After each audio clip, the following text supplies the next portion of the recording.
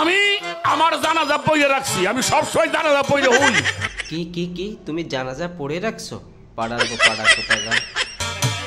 ঘুমাইলাম 97 নাও পারি। আমি জন্ম বলে গান গাইছি পীর মুর্শিদ দরবারে।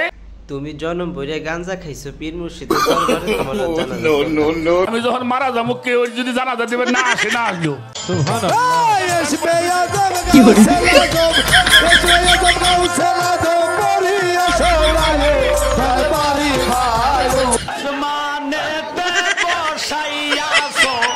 কি করে একটা রাইখে একটা যাইতেই পারে না, শুধু আসতেই থাকে ভন্ডের দল। এরা নাকি আশিকের রাসূল মাসুকির পাগল।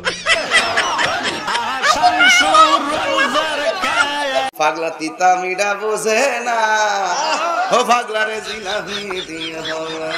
পাগলার তিতা মিঠা জিলাপির দরকার নাই, তুমি জিলাপি খাইলি হইল। নো নো নো, কেউ খারাপ লাগতেছে বাজারে একটু ডাইনে ভাবে যায়। নাম কি রাখছেন গুরু?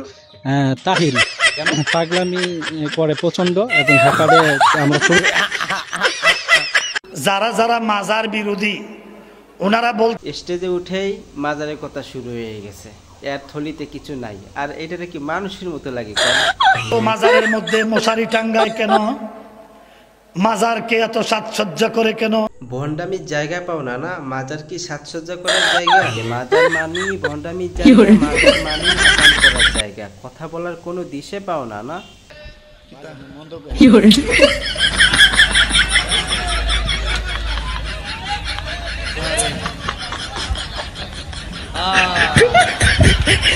কোরআন শরীফ তেলাওয়াত শুনিয়া পাগলা ভাষ্যটা দিয়া হুজুর মন্দ করেন না।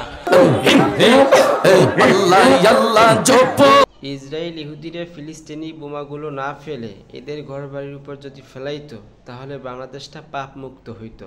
আল্লাহু আকবার দমে দো। আমি চেষ্টা করলাম, আমি পারি না। আল্লাহ আল্লাহ কত সুন্দর জিকির, এরা এই জিকির বাদ দিয়ে এই জিকির কিভাবে করে আমি বুঝি না।